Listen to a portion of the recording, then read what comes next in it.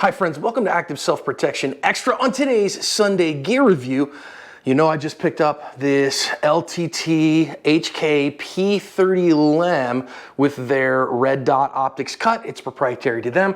This is another P30 LEM that with a gray guns trigger in it, this gun happens to have, and it has the new iDot system from Wright Armory. Which one's better? Well, I'm gonna introduce them to you today. Big Tech's Ordnance is my go-to source for accessories for all your defensive and competition firearms.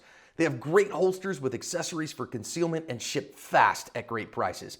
I'm a proud customer and recommend them without hesitation. Straight up, there are very few people who will put a P30 optics cut on for you. There are very few who can do it correctly because there's a bunch of springs and stuff and very little tolerance, not a lot of meat on top on the backside of the P30. So not very many people can do it. Very few people can do it well. And for the longest time, I have used Wright Armory. They did the first gun that I ever, first P30 that I ever had cut when I started working together with HK and making the transition to the P30. That was, I think, back in, was it 17 or 18? Anyways, a number of years ago. And then a little while ago, Brian Wright and his crew came up with this iDot system. Now that stands for something and I forget exactly what it was, but it is his proprietary way of cutting the back plate and replacing the entire back of the gun. So one of the things you can see here is that the entire back of the slide from almost at the ejector port all the way back here has been removed. It gets your optic to sit really low. That was important to Brian and his team. And then also you can see right here that it has a dovetail cut for suppressor height sights. Now they install for you in there when you do their cut this lower third co-witness blacked out suppressor height sights, which gives you lower third co-witness backup irons. Beautiful. So this is what the plate looks like when it's off the gun. You can see again has the rear sight cut in it there, and you can replace those if you want to. This particular one again cut for the RMR footprint. I had installed a Holliston 507. One of the neat parts of the iDot system though is that you can buy different plates. You can pop this plate off and you can see it's got kind of a proprietary 4 screw system in it and replace that with a different optics cut. This particular one is the Acro optics cut that I am testing this Steiner MPS with. On the other hand, but very similarly, you have this LTT Elite P30 LEM that Ernest Langdon and his crew cut for me, and it is ever so slightly different. It is a proprietary rear cut for them, and a couple things you'll notice. Number one, it doesn't cut all the way to the back of the slide. You can see there it kind of, you know, leaves, I don't know, half an inch or so of that slide. It doesn't go quite as far into the front as well. And it is RMR footprint only. The only footprint they are offering is RMR, which of course will mount the Holliston 507C, which is my preference. Now, as opposed to the iDot system, it has a proprietary rear sight notch here. So it's built into the optic plate, but it is a fixed rear sight. They do put a front sight on there that gives you a lower third co-witness as well. And you can see here on the backup irons, they're sloped.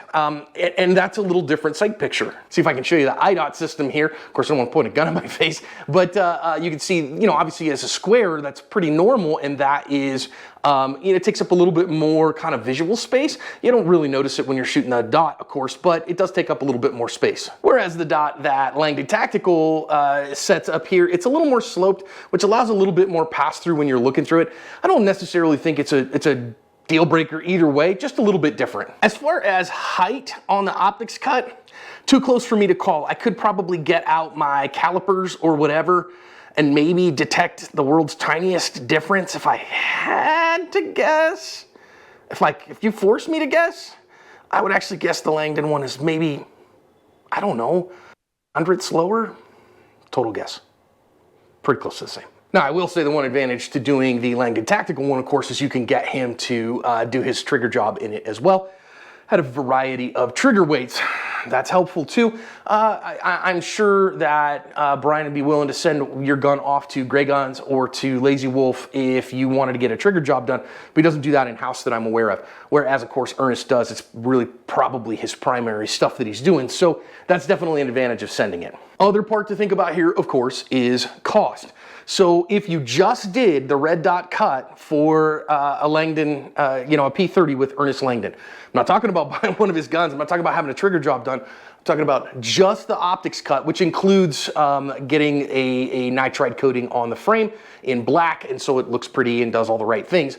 $325. Again, RMR footprint only. Whereas the Wright Armory iDot system, $450.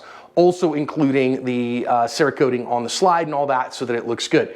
However, so it's just like $125 more to go with Wright Armory. However, again, you can buy different plates that then don't lock you in to the RMR footprint, which if you go with the Langdon, you are locked into the RMR footprint, not obviously just with the Trijicon optic, but that footprint's all you get. They are both locked down real tight on the gun. I'm not worried about longevity or anything like that. I will say, I don't know if I can let you see it. I don't know if it'll show up, but here on the Langdon gun, he's got it cut at a bit of an angle here on the front, and so I think it kind of locks in maybe a little tighter on the front of the gun, whereas the Wright is great, but it's straight there. So I don't think it's going to go anywhere though, because it's got 4 screws underneath it holding on. I don't foresee longevity being a problem with either. On the prototype iDot system that I've had on a P30 LEM for a couple years now, with Theseus on it, I haven't seen any problems in 38,000 rounds. I've only got a couple hundred rounds through this gun so far, but I don't foresee any problems with that either. So which one are you gonna go with? Man, that's on you. I don't have a financial relationship with either Wright Armory or with Langdon Tactical. I will say I bought guns from both. I use both. I've paid for both. They both gifted me this stuff. Ernest gave me this gun, and in conjunction, well, no, let me be clear. Ernest did the work on this gun. We sent him a P30, and he did the work on this gun for free. Brian did put this iDot system on here on this gun, as well as one other gun for me for free. So I suppose you could say I'm shilling for both of them here. I would definitely pay for either one. I think that they are in good stead. Honestly, I think what it comes down to is, are you going to stay with the RMR footprint? If you go, no, I'm a Holosun guy or I'm a Trijicon guy, I'm running an SRO, an RMR, a 507C, and that's all I'm going to run, and I'm not taking that anywhere else, I'd probably save the $125 and go this way. If you wanted a little bit more flexibility, I think that the iDot system from Wright Armory is, it's more expensive. I mean, it's $125 more, but it's expensive for a reason, because you got more flexibility on it. I think they're both high quality. I think that you won't go wrong either way. I put links to both in the description, and so yay, more P30 dot options.